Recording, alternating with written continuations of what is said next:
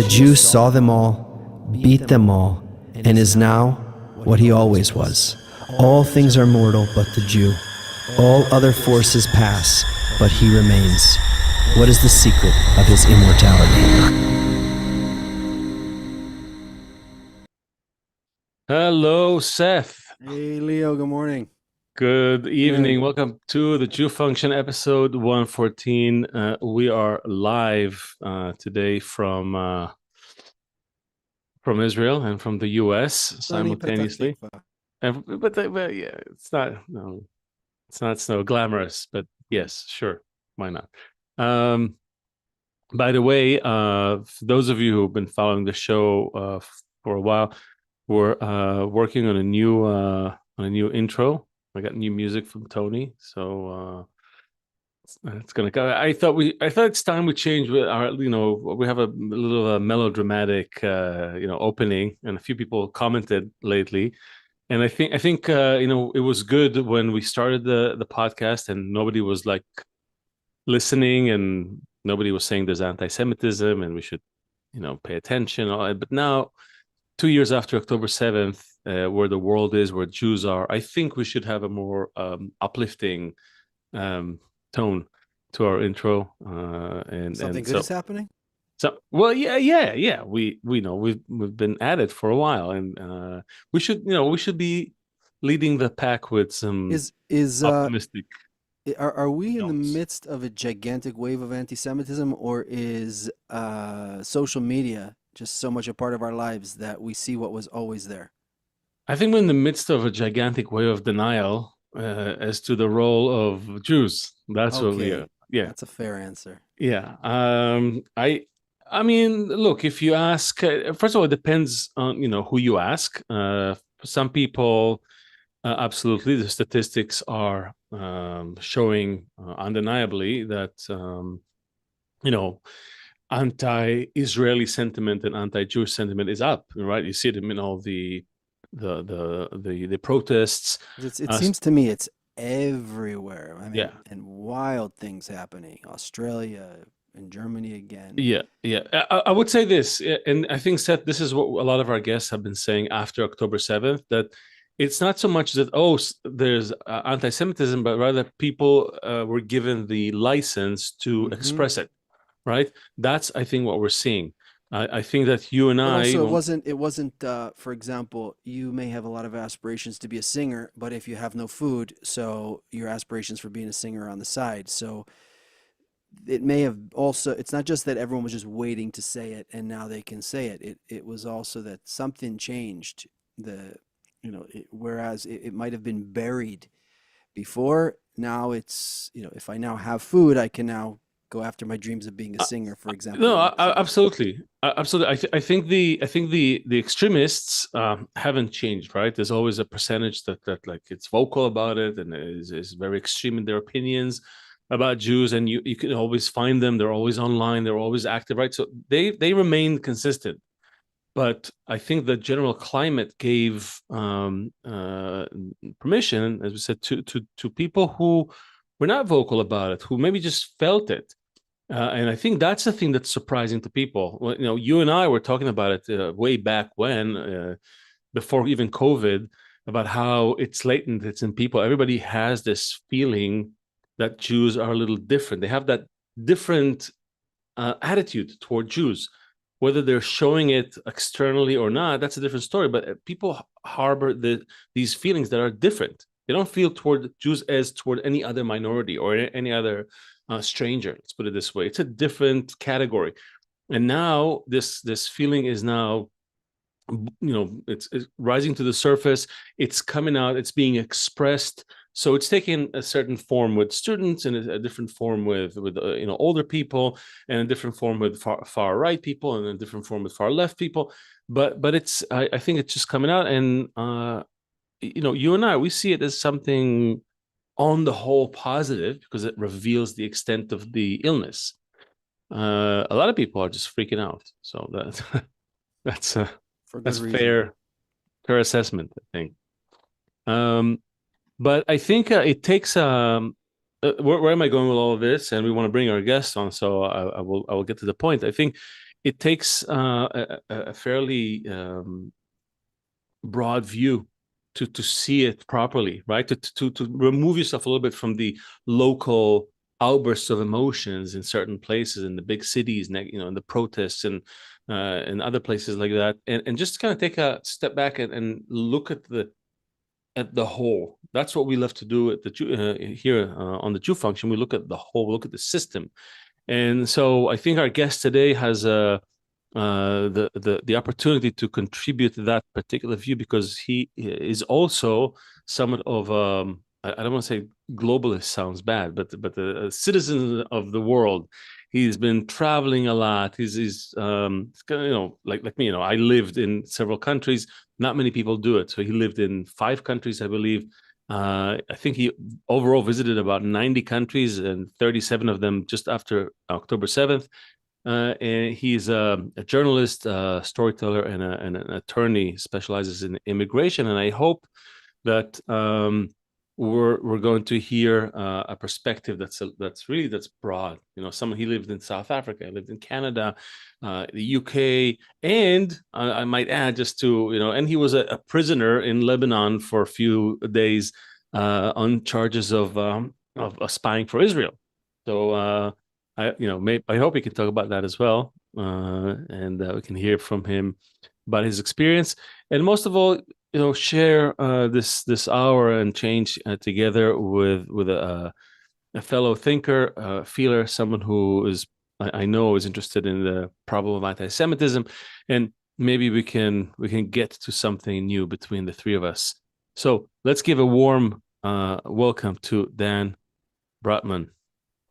Thanks for having me. Hey, good morning, Dan. Good morning. Yeah, we don't see you yet. Now you see me. Now I see you. Live from Canada, back in Canada, as you said. Yes, I am a resident of Montreal as of 2 months ago.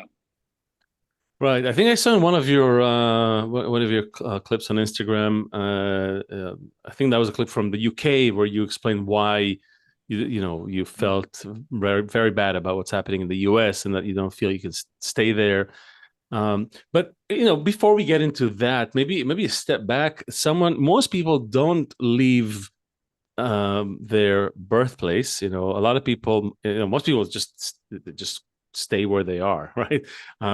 In fact, and also I think they did a study on people and the people that they marry, and you also see that people usually, it's people within the small radius from where they are. We're very local at the end of the day. But here you are, someone who's fairly young and already been to a ton of places, actually lived, moved his life. And when we say lived, means like you got your taxes sorted out somewhere else, right? And you have to stand in line at the DMV in several countries. That's usually what lived means, right? How come? What's up? What compels a guy, a good Jew from Boston, to travel the world so compulsively, almost? Well, yeah, first of all, I'm about to get my 4th citizenship, and I was only born with 1. So I truly do consider myself to be a person of the world. I recently visited my 100th country. And I continue to travel. I've spent time in some of the most obscure Jewish communities you could ever imagine, and very challenging communities. I've spent time with the Jewish community in Iran. As you mentioned, I've been to Lebanon several times. I was in Syria 6 months ago, where I spent time with some of the 6 remaining Jews, who were still living in the country. So I've always just been a very curious person about the world. And that curiosity has taken me on a journey of 20 plus years living outside of my country of birth. If you look globally, only 3.6% of people live outside of their country of birth. So exactly what you said, most people stay put. But I always felt most at home when I was outside of the place that I was from. And yeah, the last time I lived in the US, I was a teenager, and I'm now almost 39. And I think it's an interesting thing, because And I think it touches on a broader thing. You're an immigration lawyer, right? As part of what you do. So actually, I specialize in immigration policy. So Mm. you mentioned I was in the UK. So I recently completed my master's at the London School of Economics in immigration policy, but I've worked for years in immigration related matters. And now I specialize in investment migration, which is when someone makes an investment in a different country and receives citizenship or residency in exchange without having to move there. So I'm sure you heard of Trump's gold card. That Yeah. would be an example of investment migration, but many, many countries have programs like these. And that's what I do. And there's certainly been an uptick, within the Jewish community, because people are not feeling so secure right now, not in Israel, not in the US, and not in other parts of the world. So what uptick in a second citizenship in Israel or just in other places? No, anywhere that they can. So whether it could be citizenship by ancestry. So it could be they have a European grandparent or great grandparent. So people are saying, I'm eligible, I want to apply. It could be someone who says, I don't want to leave the US, but I want a Plan B passport because, I'm just not feeling super confident about the way things are going. So people basically obtaining it in any way they can. I think a real challenge has been that we always saw Israel as our insurance policy as Jews. And I think October 7th shattered that insurance policy for some people, where it suddenly doesn't seem like that safe haven that we always thought we could go to. And so for some people, they're looking at alternative safe havens. Like It's But Bolivia? yeah, I mean, where else? Ukraine? no, I listen, I mean, I've traveled to 37 countries since October 7th. I think that there's no place that's permanently safe for Jewish people. So, I almost view it like the stock market. So, any given year, there are certain places that are better for Jews and worse for Jews. Now, I would definitely say that what many Western countries are down on the stock market, not such a safe place to be Jewish. But for example, I was recently in Argentina. I did a clip that got over 600,000 views. And I said in the clip, quite provocatively, Argentina is the safest place to be Jewish today. Um, I've been to places in the world where anti-Semitism is not such an issue post October 7th, and Argentina was one of them, where you don't see pro-Palestinian graffiti, where you even have the site where the Israeli embassy was bombed, and they don't even need a security guard there because there's no fear that it will get vandalized, where they have a huge State of Israel street in the middle of Buenos Aires, and no vandalism, completely untouched. So again, I sometimes think that part of our problem in the Jewish community is, over 85% of Jews today are concentrated in just two countries, the US and Israel. So we really lack perspective, many of us, on what it's like to be Jewish in other parts of the world. And not all Jewish communities are struggling with the same anti-Semitism issues that we are in places like the US, UK, etc. But the funny thing is that here in Israel, for example, a lot of Israelis like that Plan B idea, right? And everybody was trying to get a second passport, as you said. Everybody was like checking, oh, am I a descendant of the Jews expelled from Spain or Portugal? I get, my mom is working. She's an architect, but she's sitting in an office that's co-owned by one of the largest companies in Israel, who was doing this background checks for Israelis to be eligible to a Portuguese passport, right? And there was many others, right? People were like, oh, we're gonna get a German passport, we're gonna get a Dutch passport, but one by one, as you said, these countries have, for lack of a better term, fallen into the hands of the Islamic immigration, and they became very much anti-Semitic. So people who had these passports, who invested there, even maybe bought a house there, are now like scratching their heads, not even sure what to do. But clearly, I don't, we can't just keep running away from our problems. Dan, what? Plus, not many people can do it. So what's the? Yeah, well, many of our relatives stayed in Eastern Europe. I mean, again, if you look at my family left at the turn of the 20th century, many others didn't. Most people stay. I think to immigrate countries, to uproot and move, it takes a personality type, which most people don't have it within them to do. So again, I'm not talking about people who are fleeing a civil war who really don't have a choice, but I'm talking about people where maybe the situation is uncomfortable. So my family came from Romania. The situation was on both sides. Yeah, so I'm Romanian on both sides. Same here. Yeah, that the situation was uncomfortable. They weren't being slaughtered, so there wasn't like they had to flee en masse, but it was a decision that my family made to leave. It was a risk appetite that they were willing to start over.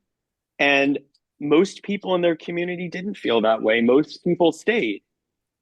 Um, When was that, by the Yeah. way? Just a curiosity. Was that during the like the 60s? It was a big migration wave out of Romania. so my family went at the turn of the 20th century. So I'm talking Oh, 1903, 1905. So my family did not go through the Holocaust. As far as I know, I don't have a single descendant who is a Holocaust survivor. Where did they go when they left? I don't have a single relative in Israel, even though I'm an Israeli citizen and I lived there, but that was out of choice. So I think if you look at Jewish people, I mean, I even go to places like Iran. There are 9,000 Jews still living in Iran. So it's a personality type. Not everyone has it within them to start over. We're not living at the end of history. And I think this is the biggest fallacy is growing up, especially when I grew up in the 90s, we thought we're at the end of history. Either you live in the Jewish state or you live in the Golden Medina, America, and all is well, and nothing's going to change. And everyone who's not in one of those two places is just going to eventually wind up in one of those two places.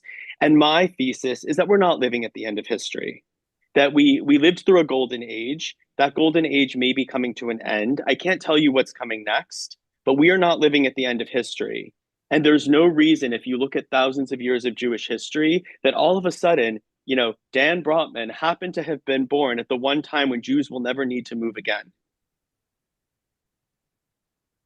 okay, interesting. So So I'm curious because Jews, well, like many other cultures and religions, there is a certain trajectory to human life and existence, and things happen or supposed to happen. So the way I'm curious to hear from you, how do you see your the place of Jews in the world, in humanity? Where are we right now? Like, I'm curious.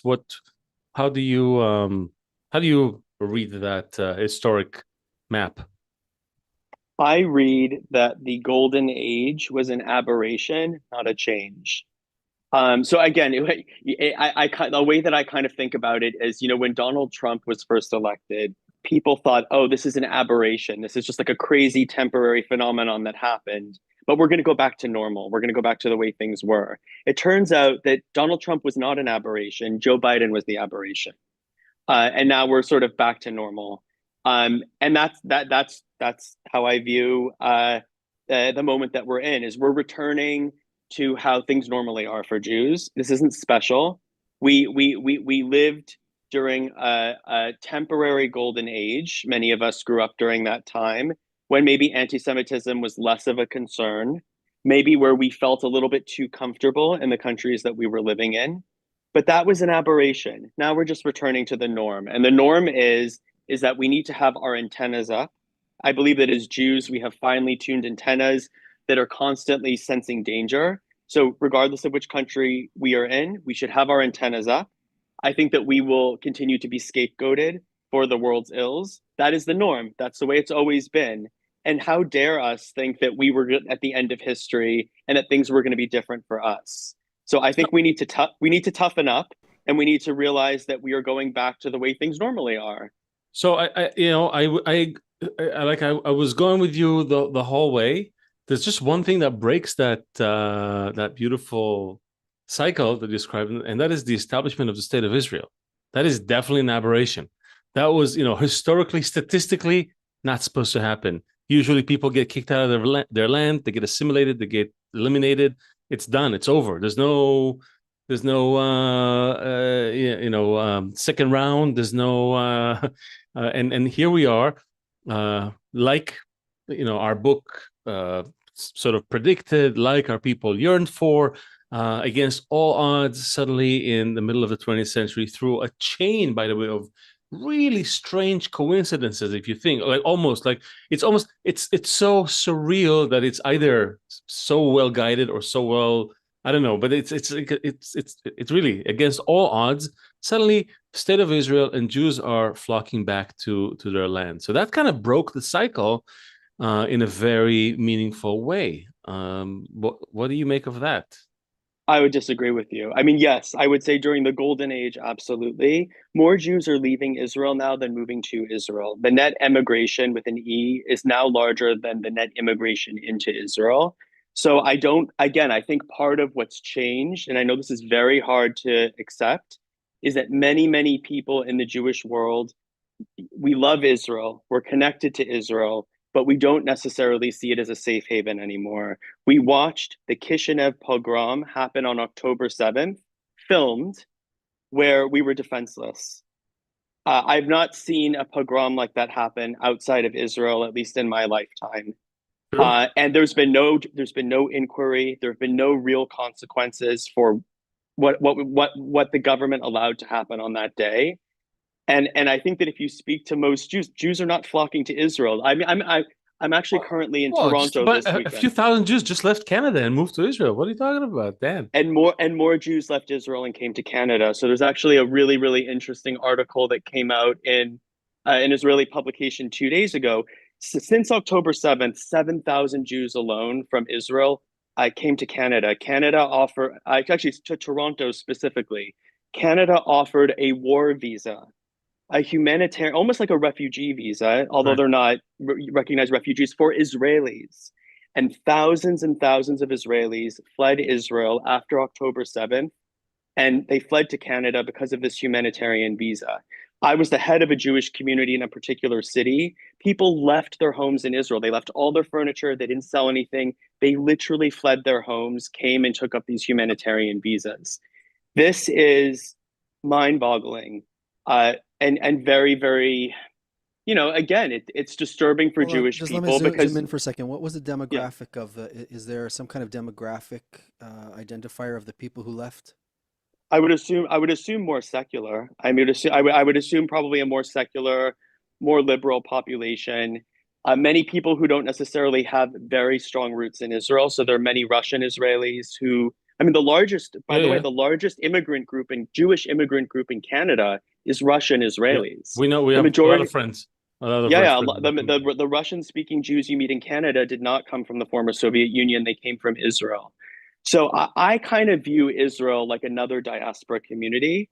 I think that, there's people that want to move there. There are people that want to move away from there. Do I view it as a particularly safe country? Absolutely not. I've lived there. I was in buses next to suicide bombings.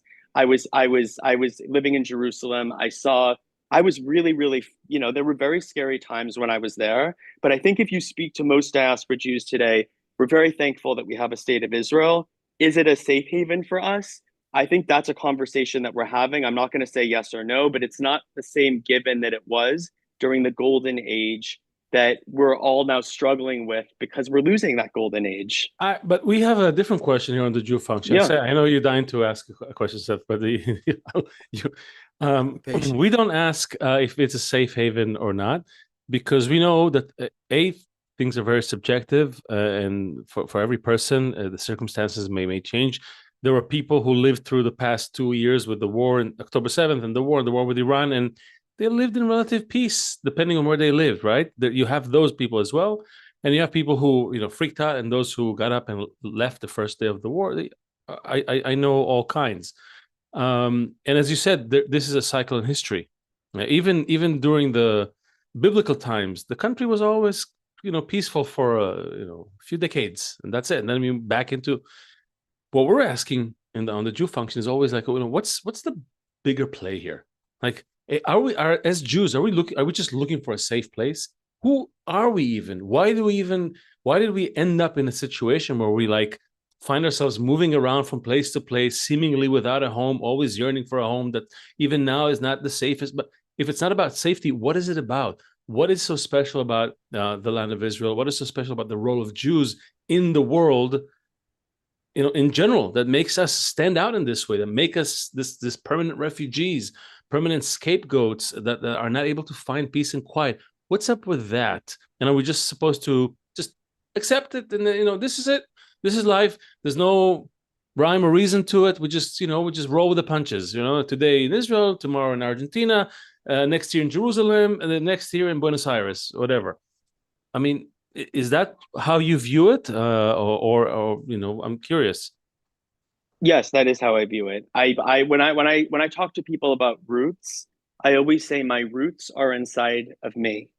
And that's how I feel as Jewish people we operate. And when you're talking about safety, I don't think that safety for us is a place, because I think that places are constantly in flux. I think that when there are major political changes, demographic changes, we often get the shorter end of the stick, and we're on the receiving end of anti-Semitism. That, again, one of the safest places in the regions in the world to be Jewish today, and people, this is like, again, really hard for people to understand, is Eastern Europe. I lived in Western Europe. I traveled extensively in Eastern Europe. When we think Eastern Europe, we think communism, we think the Holocaust, we think, it's hard for us to imagine that it's actually more comfortable to be openly Jewish in Poland today than it is in France. Yeah, I was in Poland the other day. It was really nice. No Muslims there. It's great. Great. I mean, it's not only about, I don't think it's only, I mean, yes, so Eastern Europe, of course, has less immigration, which is part of it. But just generally speaking, it's a much more comfortable. So it's a much more comfortable region to be Jewish. So the point is that we cannot depend on places. Places have external factors, whether it's politics, the neighbors, etc. What our sense of safety needs to come from us, from within, and that is, I think, the Jewish religion. So I think being in touch with our religion and our traditions, I think that's community building. And I think that Jews have a resilience that we can build community anywhere that we land in the world. So for me, my thesis is that our sense of safety has to come from community. Our sense of safety is not going to come from a place. And I'm including the state of Israel with that. Because there are just circumstances that are outside of our control that can make a place safer or less safe. Again, I view it like the stock market. And I think right now the stocks are down in a lot of the places that were traditionally up. But yeah, and I think that part of it is envy. I think that there is jealousy. I think there's, within the Middle Eastern context, I think there's envy that you have a very strong, wealthy Jewish state in the Middle East. So I think among the Arab states, there's envy. I think that in the Western world, there's envy because, we've been very successful politically, economically, culturally. Envy makes people do very ugly things. I also think it's a psychological disorder. I mean, I think anti-Semitism is a psychological disorder that gets passed down. Again, I don't think we're going to be able to erase it, but I think that we need to combat anti-Semitism. But what I'm concerned about is that for many of us in the Western world, where religion has been lost, fighting anti-Semitism has become our new religion. And I think that's a very negative Jewish identity. I think that being Jewish needs to be based on a positive identity, which means our traditions, our religion, our peoplehood. And I think that when our entire identity is only focused on anti-Semitism, we agree with you. Hold on. Tradition, people. What were the things you just said now? I said tradition, religion, peoplehood. Okay, hold on. Where does Israel fit into that? We agree with you. Hold on. We totally agree. I'd love to get rid of the word anti-Semitism. Sure. It's building yourself off of some negative, 100%. So we're all on the same page about that. Where does Israel fit into this whole thing? I think Israel probably fits into all of it. It fits into the religious part, because if you look at our traditions, I mean, we yearn to return to Jerusalem, into the land. So Israel fits into the religion. I think Israel plays a very central role right now in Jewish peoplehood, because it is the country with the largest number of Jewish people today. So again, Israel, even if you don't live in Israel, Israel almost serves as this magnet where Jews from around the world meet, like a meeting place. So I think it plays a very important role in Jewish identity building, whether it's birthright or other types of educational programs. So I think Israel, Israel plays a very central role, and Israel's also Israel's also the excuse that's used today in anti-Semitism that's perpetrated against Jewish people. It's often done in the name of anti-Zionism or anti-Israel. But 50 years ago, it wouldn't have been about Israel. It would have been about something else. Yeah. Okay. So So it has an important role in your For sure, for thesis. sure. Okay. So the next thing that I'm trying to put all these details together, and it's a very interesting life you have, and it's a very unique perspective.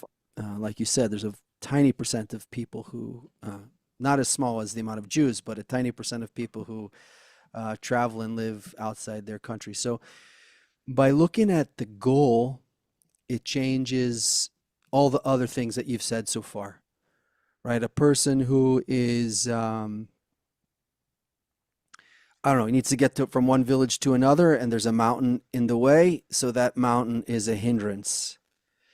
A person who is a mountain climber and that's his sport, and he wants to get to the top, the mountain is his partner, or it's exhilarating, right? So depending on the goal, all these details that you're talking about totally change their meaning. So what is the goal of, what is your goal? What is your mission? Like everything you've said, fine, great. But are we just floating through space with it? Like we'll move for the next, so this is not the end of history. Maybe the end of history will come in another 5,000 years or another 30,000 years. And until then, we're just going to, just watch the stock market. There's people who trade the stock market. They don't add any value to the economy. They get rich when the market goes up. They get rich when the market goes down. Puts and calls and just finding where to make money no matter what.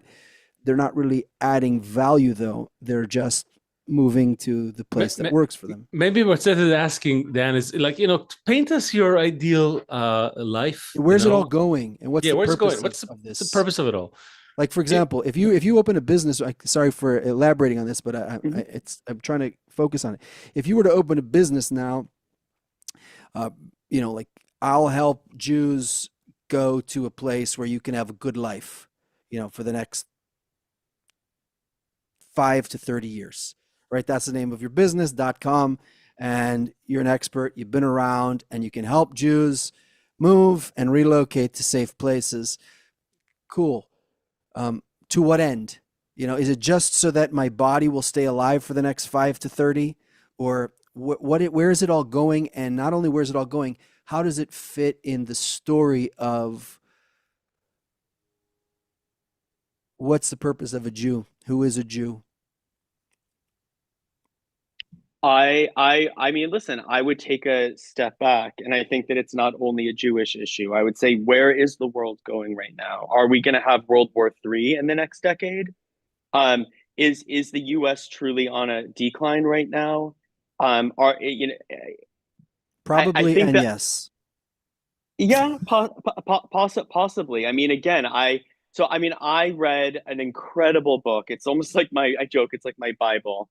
And it's called Move, and it's by Parag Khanna. And Move talks about how human beings have survived throughout history. And human beings have survived throughout history by moving, by being able to move when circumstances change. That's the key to human survival. Many people do not move and they perish. And I think that part of why Jewish people have survived as long as we have is because we have that muscle memory. We have the antenna that tells us when a situation is getting dangerous. We're the canary in the coal mine. We know how to start over. We value things like education, which we can take with us anywhere. But I don't think that this is a uniquely Jewish problem. I think this is a human problem. And what Parag Khanna writes about is about how climate change is actually going to change human migratory patterns by 2050. And that some of the places that we think of as being amazing places to live in, like Arizona or Australia or Miami, are actually going to be terrible places to live.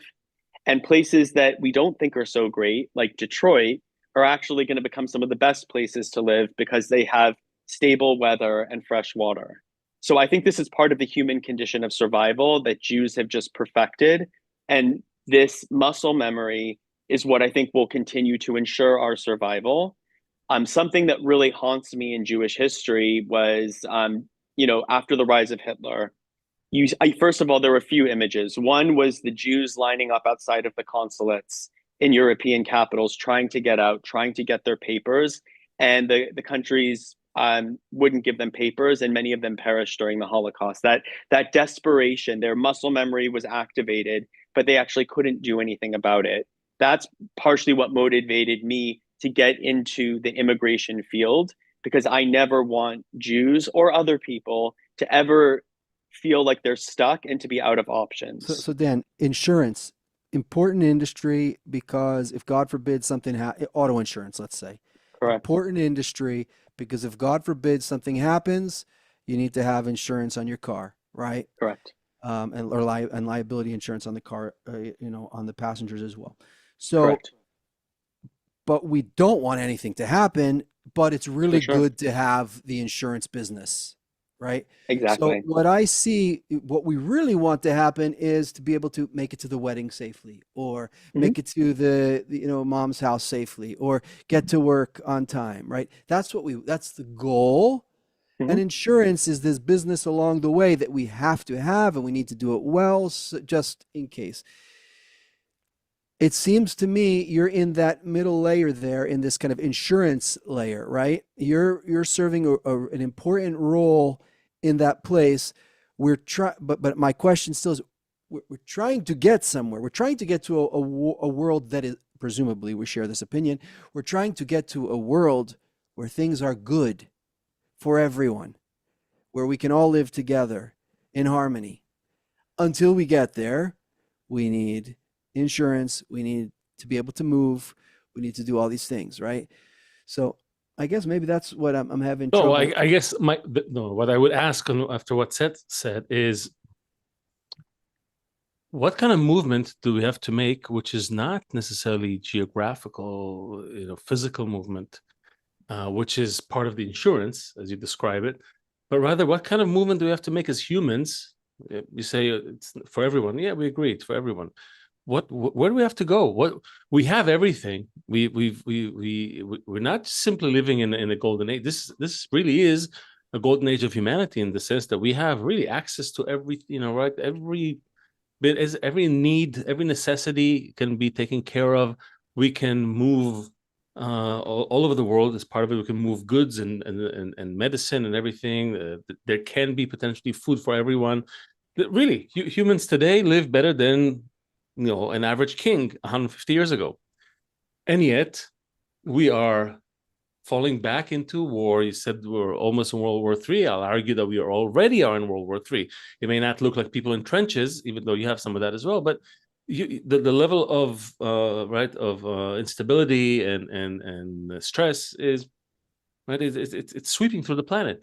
So the question is, what happened? That maybe after traveling so many countries and meeting with so many people, what have you seen? What is the reason we are not able to live the good life? At the very least, forget some higher goal, which we may get to, but just living a good life as humans on this little planet that we already know it's small, it's one.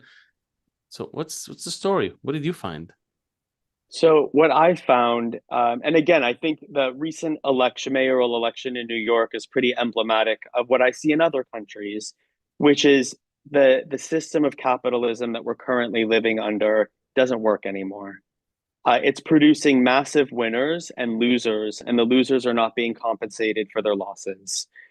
So what I see globally is growing income inequality.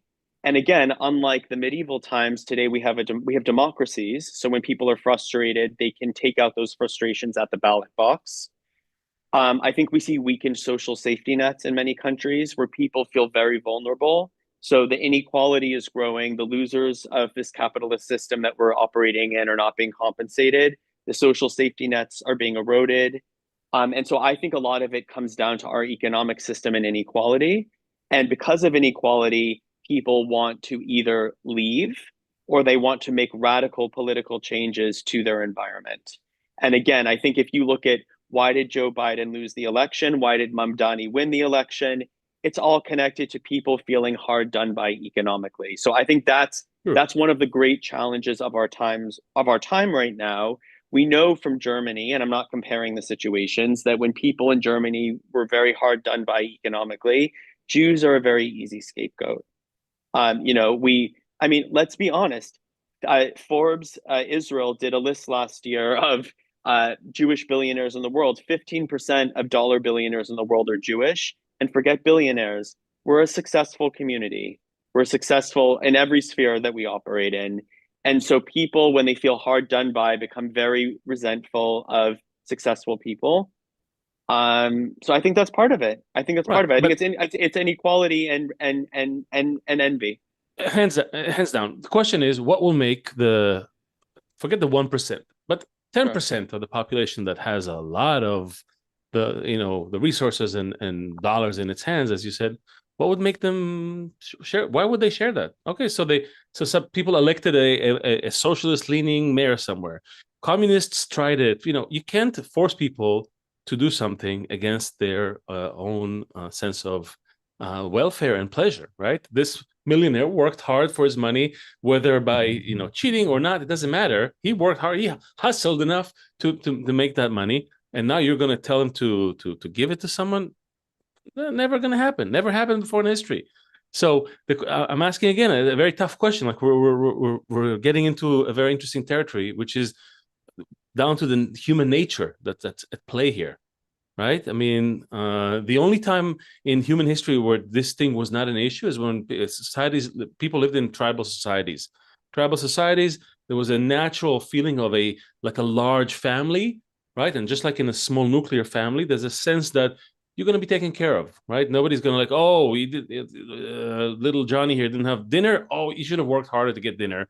No, it doesn't happen, right? You take care of little Johnny, you take care of all pops, and everybody who needs help is taken care of, and also everybody who can contributes. There's a natural feeling like that.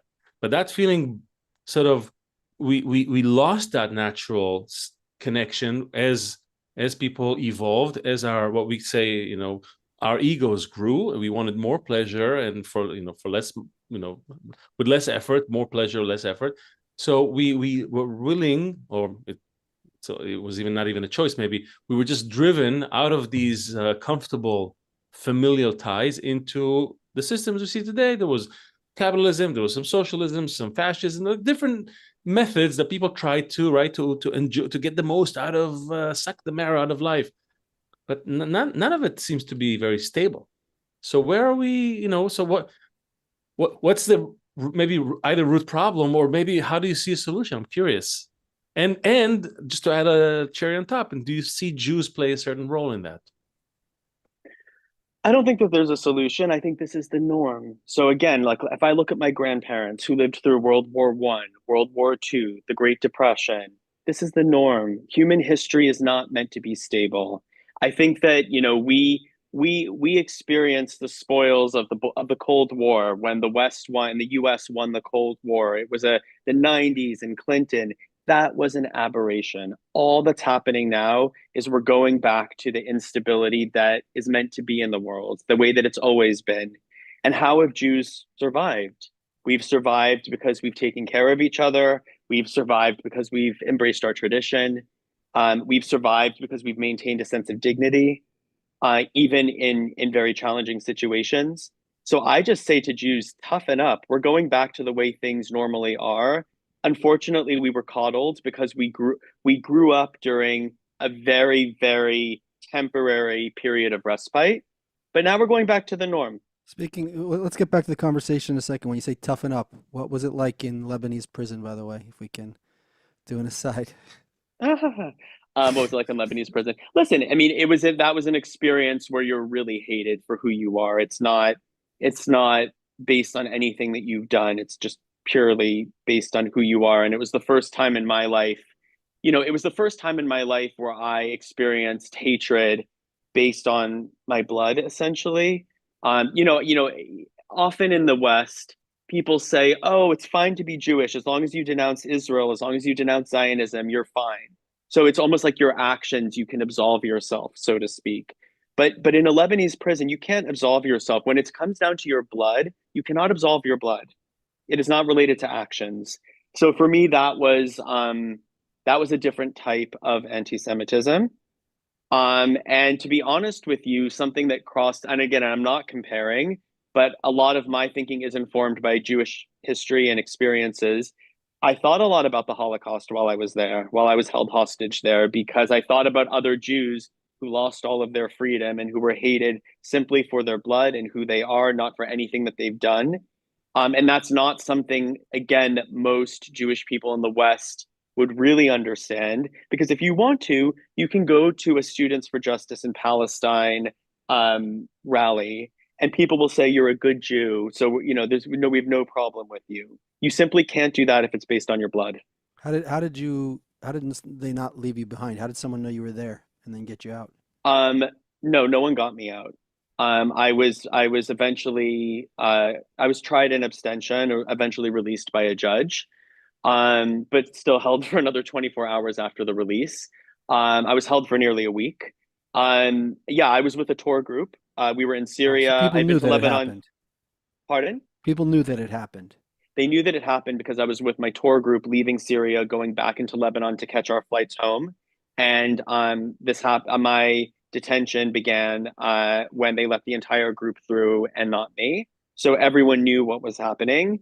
And I remember, the last time I had contact with someone in my group, I was in this horrible holding cell with no light and no water, and I didn't know what was going to happen. And the door to the cell opened, a little window, and it was my tour guide, and she said, "Dan, there's nothing else we can do for you. We have to leave you here. They're making us leave the border. We'll call the US embassy and your emergency contact." And then a Lebanese soldier pointed at me and started shouting, "Israeli soldier, Israeli soldier." And I shot her a look of terror, and then the door slammed shut. And from that moment on, I understood that I was on my own. And again, my only crime was who I am, not anything that I did. So it was, it was a different type of anti-Semitism, and the only real reference I had in recent history was the Holocaust. So Just because, yeah. Yeah, so it's very, very clear why you feel that we need to have safe places to go. Like it's another question why you keep going to places that aren't safe, but it's clear that the need for Jews, maybe not as resilient as you, to be able to go Sure. to safe places is necessary. My Well, question remains. I also just want to say that safety is relative. I'm fine. I'm unharmed. The Jews the two Israeli embassy workers in Washington D.C. are dead. The protester in Boulder is dead. So what is safety? Ultimately, what it is it's wrong place, wrong time. That can be anywhere in the world. That could be in Jerusalem when a bus blows up. Or Argentina. I be in Argentina at the AMIA building. I think that just to say a place is safe or a place is unsafe, I think it's more nuanced. I think a lot of it is divine providence and being in the wrong place at the wrong So time. let's And talk again, that about can that be in the United divine. States. Okay, you brought it up, divine. So what is the goal of all of this? Like we have the Bible, we have the promised land. Like, is there a goal to all this, or alternatively, we're just another creature on this blue ball? As Holder said, maybe we just we just go straight to the point, because we say it a lot on our show, and I think it's only fair that Dan hears it. So we also have a bunch of books that we really hold in high regard, like the Bible. Also the Bible, by the way, but the Bible is kind of hard to understand. Usually we look at it with like a semi-historic, mythical, religious. It's kind of hard to make sense of it. But Jewish sages wrote about sort of the inner meaning of that, and also wrote about the inner,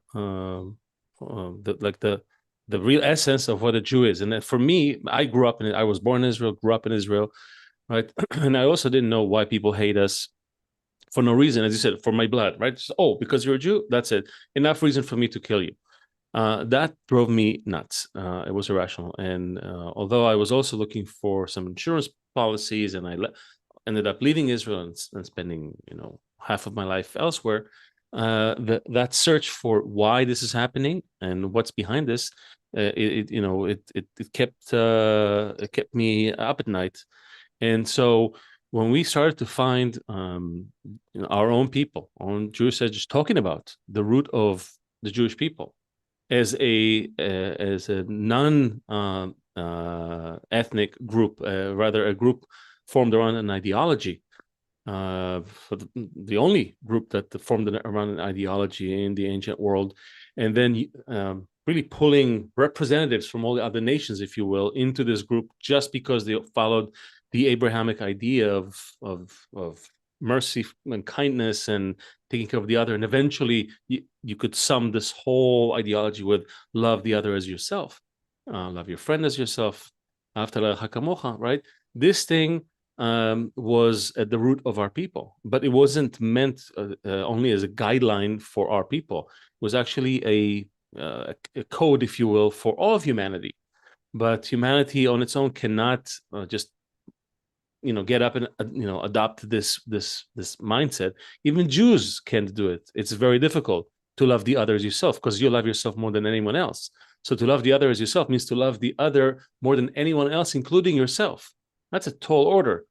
So Jewish sages wrote about this, wrote about the method by which we can arrive at it, and also what it means for our entire perception of reality.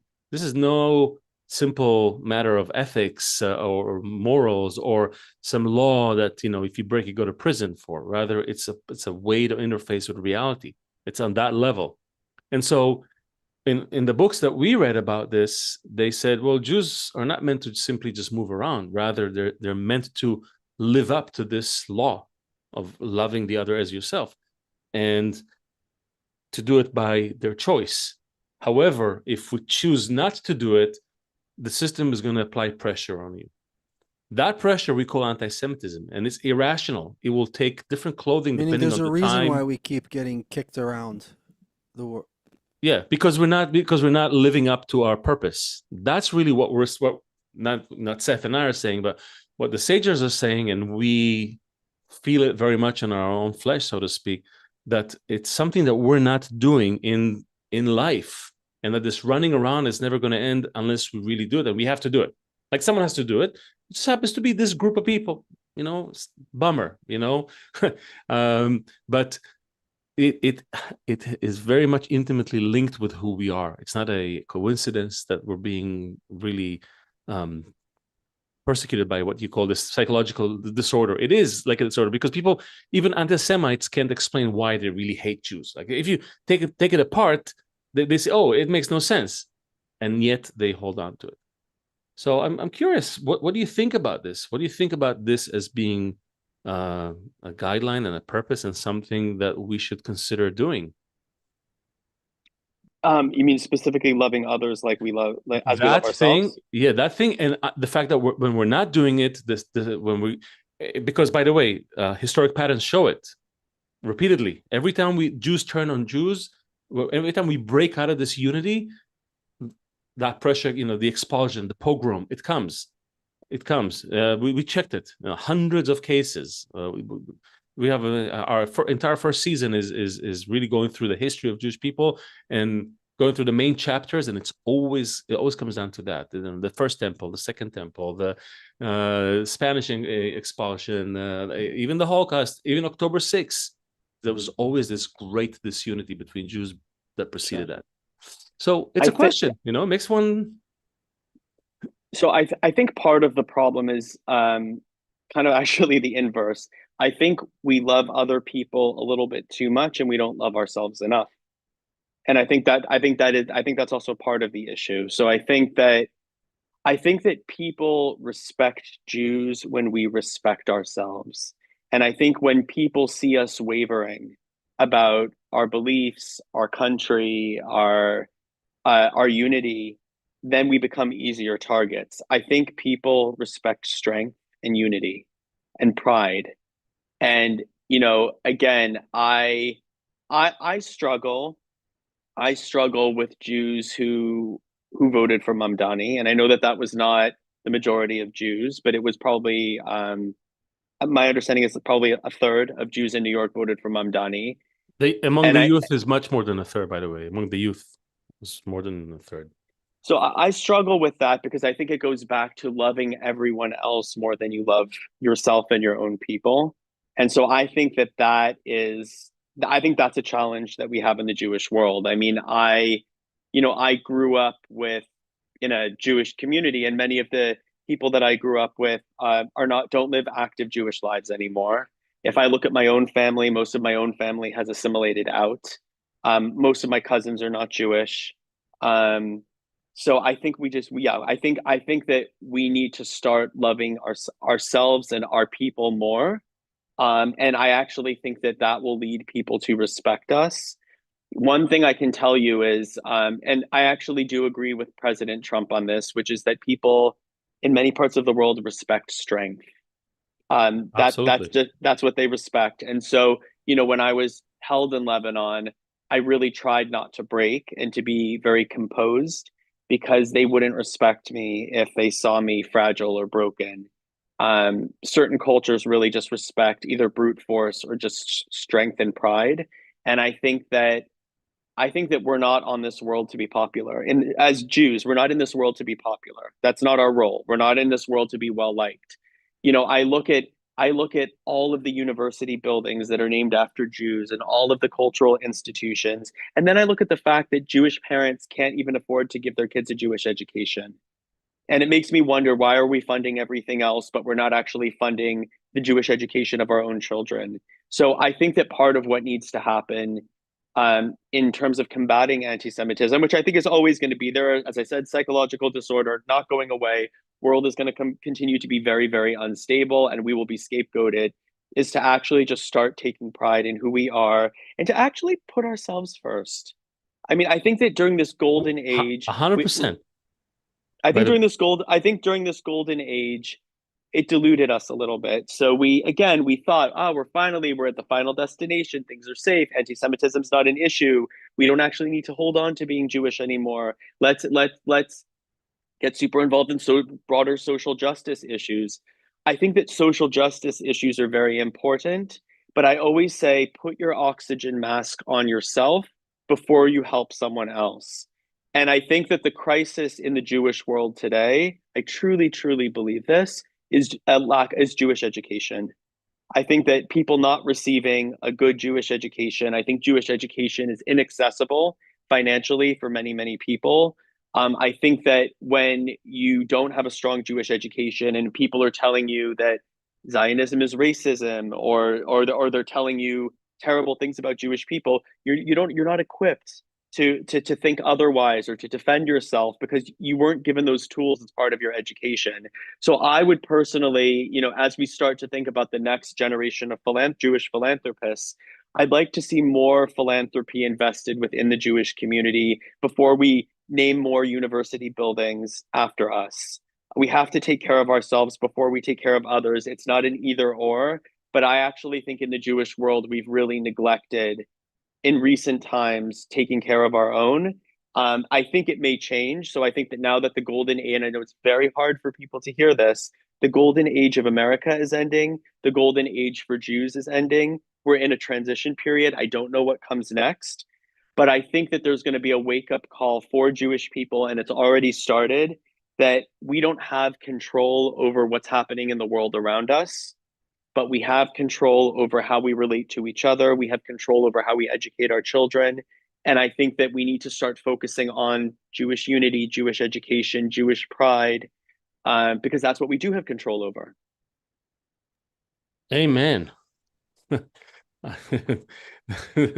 Now, it's funny, I find myself, even though I have other questions, I find myself kind of like circling back to a little bit to where we started, and ask you if after hearing you say all those things, doesn't that necessitate a certain change in attitude toward the state of Israel? Because where else can we actually do this? Where else can we derive this pride that you're talking about? I think what we saw, and what we always see, by the way, and we had a guest who said it very nicely. He said, how goes Israel, goes the rest of the Jews in the world. So even if I like it, I don't like it, those last 20, after the failed Oslo Accords, these very, very, liberal, progressive, thinking of the others before our own safety, really, to the point that you're not seeing reality. It was exactly mirrored by Jews in America, by the way. I saw the exact same thing. taken the form of American Jewry, but it was the same weird approach to like ignoring the signs of reality. And what I see now in Israel is a renewed position in the world. On the one hand, yes, a lot of anti-Semitism and a lot of these pro-Palestine protests and all that, but the position of power, absolutely. Arab countries are either afraid of Israel or in great awe and respect of what it has done in the region. I mean, I'm feeling it here. I see it, and I read from people who are specialize in the in the Arab populations around us. You see that renewed sense of like, we are doing this and we're doing this together. That sense of unity that everybody thought is gonna disappear and is going to be the doorway into the destruction of Israel, that turned around. People are uniting en masse. In fact, it's really the majority of the country is going through that state. There's still a lot of conflict, but there's this new spirit really among the young people, those who serve in the military, those who serve in the reserve forces. They all went through that feeling of, oh my God, they hate us because we're Jews. They don't care about our political views or anything. And if we don't unite and stand up strong, that's it. So I'm asking you if you maybe change, and I'm not asking this because I live in Israel, and I'm really asking you if after everything you've said, doesn't it make sense that we need that center of gravity? Yeah, absolutely. Listen, I think there are two things. The first thing is we cannot separate in the era that we live in today. We cannot separate Israel from Jewish identity. So many people, anti-Semites, anti-Israel activists, they say it's fine for you to be Jewish as long as you denounce Israel, as long as you don't feel an attachment to Israel. I don't think that's possible. I think that Israel as a concept and a state is central to Jewish identity. I think Israel's going down a disastrous path. And if I were living in Israel, I would emigrate. I think it's going down a terrible path. However, it's almost like if you have a brother who's a drug addict, he's your brother, you love him, you're not going to denounce him. You don't necessarily want to live with him, but you care about him and you'll visit him. That's kind of how I see Israel. It's central to our identity. We can piss inside the tent. I'm not going to piss outside the tent. I'm very, very critical of the direction Israel's going in. I'm not going to do that publicly. I think we can have internal conversations within the Jewish community. He's still my brother. Even if he's a drug addict, even if he's in recovery, he's still my brother. And I'm not going to say horrible things about him in public. But when we have family conversations, I can express serious concerns. The bottom line is whether you think Israel's going in a good direction or not, it is central to Jewish identity today. You cannot separate Israel. You cannot separate Zionism from Jewish identity today. And I think that increasingly that is what we are being asked to do. I felt when I followed Mamdani's campaign out of interest/horror, but also because I'm American, I'm interested. My roots are in New York. And again, I felt that it was kind of like, yeah, I love Jews as long as you don't have a connection to Israel. It's almost like we love Jews on condition that, and I don't think that is fair or possible. So I don't think our personal views, you and I may have different views on the direction Israel's going in. I don't actually think it matters. I think what matters is that what we agree on is that Israel and Zionism are central to Jewish identity today. Even if World War III begins, even if New York becomes a place where Jews don't want to live anymore, Israel will remain that place. Whether it's in a good situation or bad situation, it's going to be central to our identity. New York is not central to our identity. Sure, Jews have done very well in New York, but to be honest, if Jews stay in New York, if Jews don't stay in New York, it's not really going to change what it means for us to be Jewish. I think that what happens in the state of Israel, for good or for bad, has a profound impact on what it means for us to be Jewish. They say that people and we've had guests on the show who did not grow up Jewish, but had that feeling inside, and we talk about it a lot, by the way, about being Jewish, not genetically, but having that feeling, that desire for unity in the same way. And plus, we also acknowledge that there have been so many exiles and dispersion of the tribe, the 10 lost tribes, and all of that. That you really can't tell who's a Jew and who's not a Jew. But what's interesting is that when people fly to Israel and they come there, they have this feeling. It's like either like I can be here. It's crazy, but I feel it. This is it, or I'm out of here. And I feel it's the same for the people who, who may have immigrated out of Israel in recent years. There's always people leaving. That's okay. Like, people have always left and joined the tribe. That's kind of interesting thing about Jewish history as well. A lot of our leaders did not even start as Jews. They came, they joined, and then they emerged right from within the. So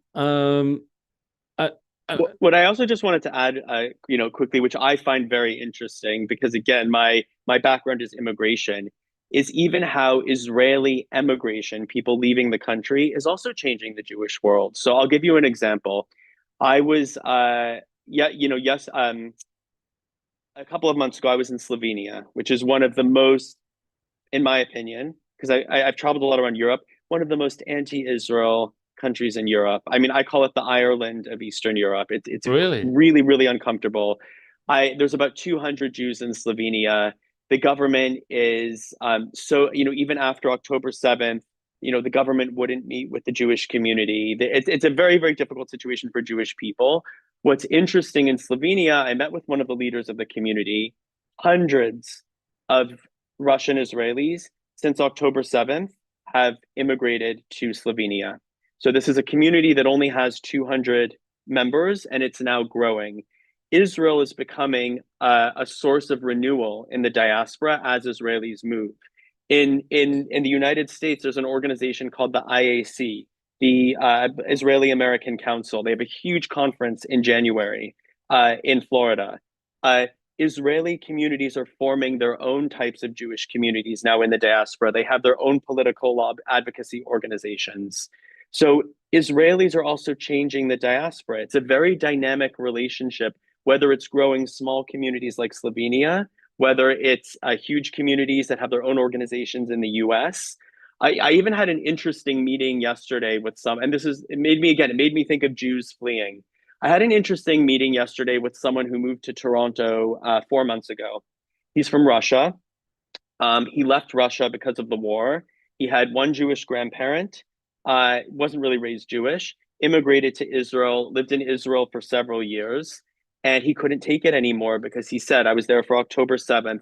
Then I was constantly in bomb shelters with a war with Iran, and I fled the war in Russia. So I fled one war, and then I went to another war, and now I'm in Canada. And for me, he exemplifies the Jewish experience, is that we have no control over our external situation.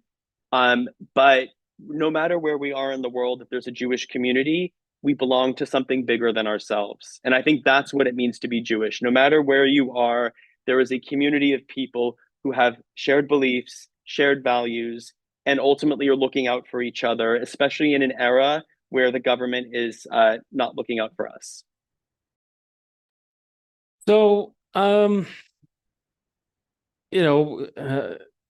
curious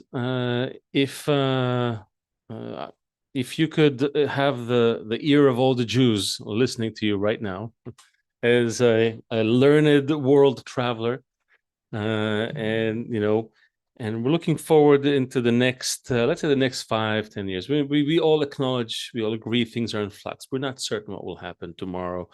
The Middle East is unstable, Europe is unstable, America is unstable, the East is, there's a lot of instability around the world in general. So maybe there is maybe you can find a quiet spot here or there. But as you said earlier, this is more of an insurance policy.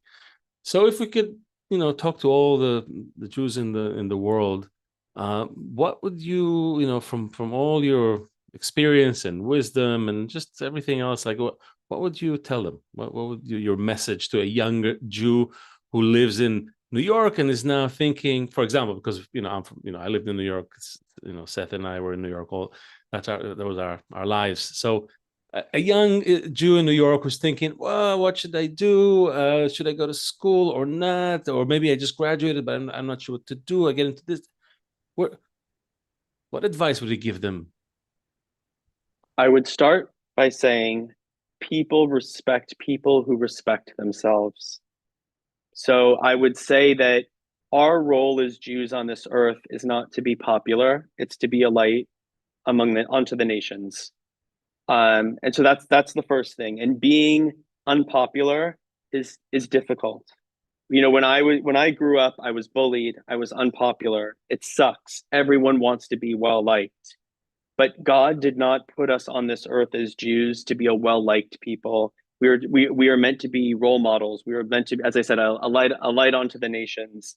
So people respect people who respect themselves. So we need to start respecting ourselves.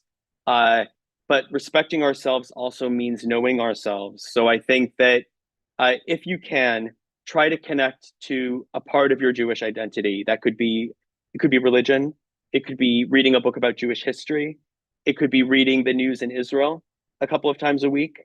But I would say take an extra step, make an extra effort every week to connect to some aspect of what it means to be Jewish.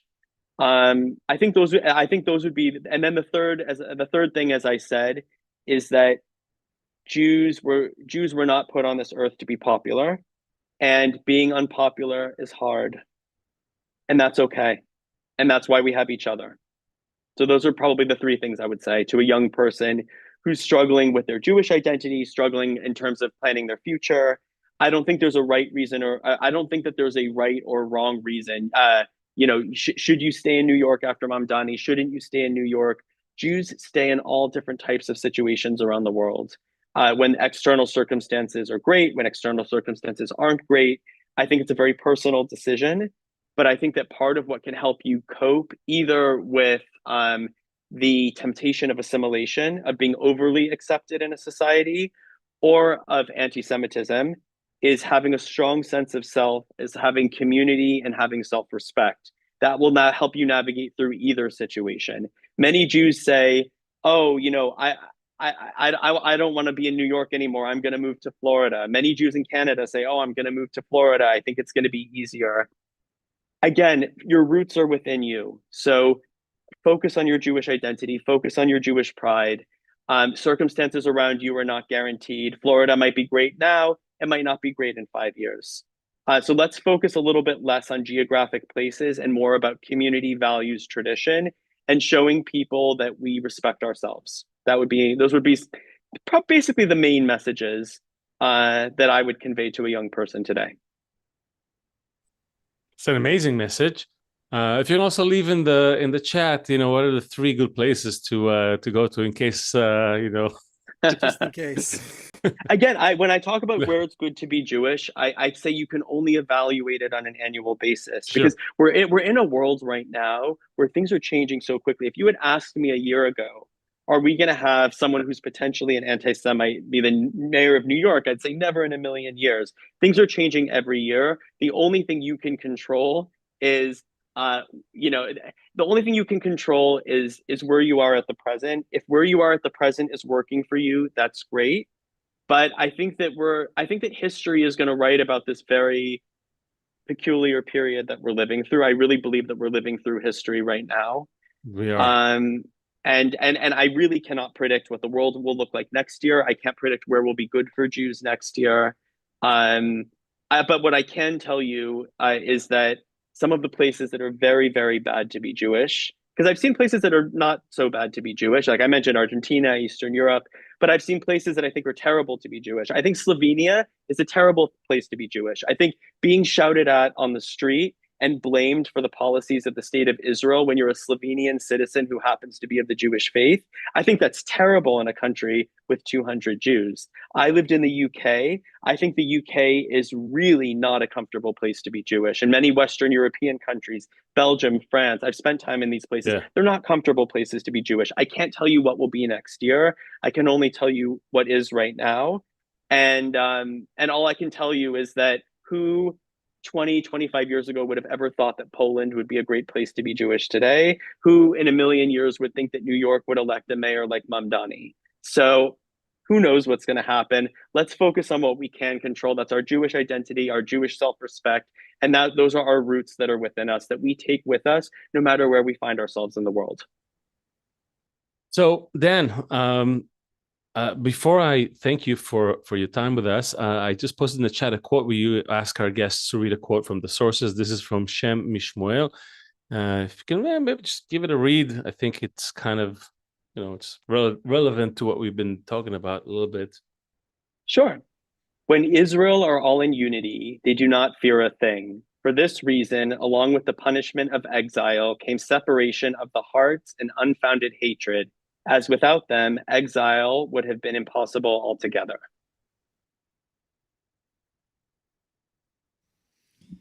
So in This addition to is traveling, we all have to unite, and running, we all have to unite. And if we unite as one family with love, then hopefully, no matter where we go, the whole world will be like home.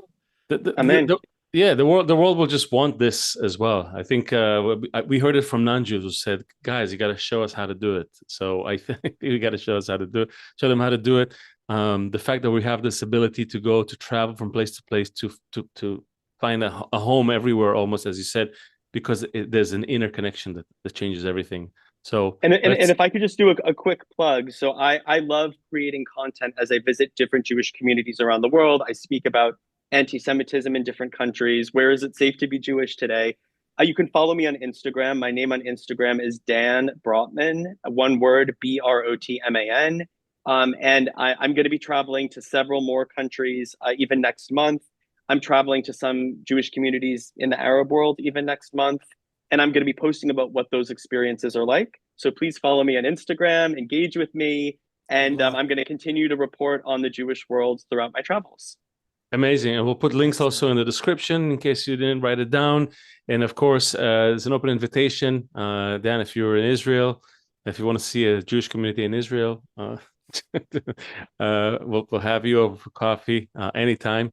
And this has been great. I feel someone who's like standing on his feet and it's been in the world and speaks from experience and not from his from his ass. That's nice. Well, what I love about being Jewish is that we can be very particularist but very global at the same time. And what I've always said is that part of how I'm able to appreciate other cultures in the world and why I travel so much is because I value my own culture first. You cannot value other cultures if you don't value your own first. It all starts at home.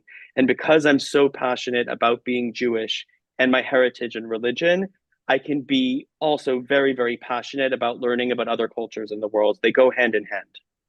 So true, and which is why we're inviting everyone here to also check out the first season, the first 22 episodes of the Jew Function, because you will learn about what makes this culture so unique, this group of people so unique, not just because we are so few of us in the world and we're so ridiculously successful, but what actually makes us who we are, the root of our strength, if you will, and our purpose.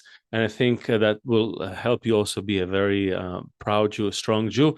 So follow us, like us, leave a comment because it helps. And we'll see you here again next week. Dan, good luck on all your travels. Thanks, Stay Dan. safe. And we are the Jew Function.